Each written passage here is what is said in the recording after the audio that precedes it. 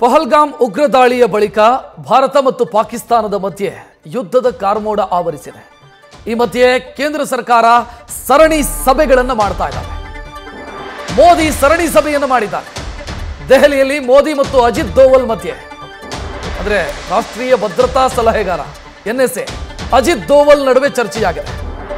ನವದೆಹಲಿಯ south ಬ್ಲಾಕ್ನಲ್ಲಿರುವಂತಹ PM ಕಚೇರಿಯಲ್ಲಿ ಸಭೆಯಾಗಿದೆ.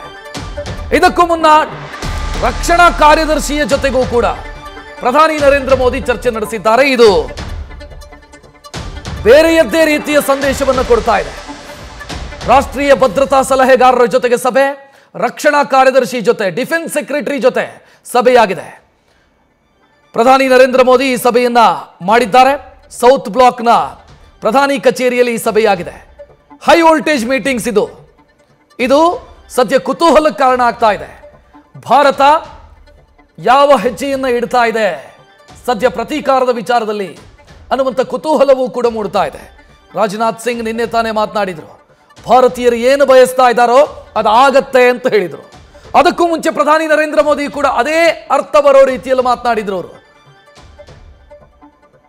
ಯಾರು ಊಹೆ ಮಾಡದ ರೀತಿಯ ಪ್ರತೀಕಾರವನ್ನು ನಾವು ತೆಗೆದುಕೊಳ್ತೀವಿ, ಕಲ್ಪನೆಯೂ ಮಾಡಿಕೊಳ್ಳದ ರೀತಿಯ ಪ್ರತೀಕಾರವನ್ನು ನಾವು ತೆಗೆದುಕೊಳ್ತೀವಿ ಅಂತ ಹೇಳಿದ್ರು.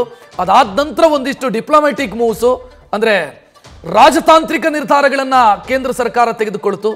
ಅದು ನದಿ ನೀರು ಒಪ್ಪಂದವನ್ನು ರದ್ದು ಮಾಡೋದಿರಬಹುದು, ಪಾಕಿಸ್ತಾನದ ಜೊತೆಗಿನ ವ್ಯಾಪಾರ ವ್ಯವಹಾರಕ್ಕೆ ಬ್ರೇಕ್ ಹಾಕೋದಿರಬಹುದು, ಇದೆಲ್ಲವೂ ಕೂಡ ಆಗ್ತಾ ಇದೆ.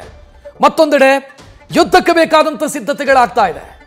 ಈಗ NSA ಅಜಿತ್ ದೋವಲ್ ಅಂದ್ರೆ ರಾಷ್ಟ್ರೀಯ ಭದ್ರತಾ ಸಲಹೆಗಾರ ಮತ್ತು ಡಿಫೆನ್ಸ್ ಸೆಕ್ರೆಟರಿ ರಕ್ಷಣಾ ಕಾರ್ಯದರ್ಶಿ ಇವರ ಜೊತೆಗೆ ಹೈ ವೋಲ್ಟೇಜ್ ಮೀಟಿಂಗ್ ಆಗಿದೆ.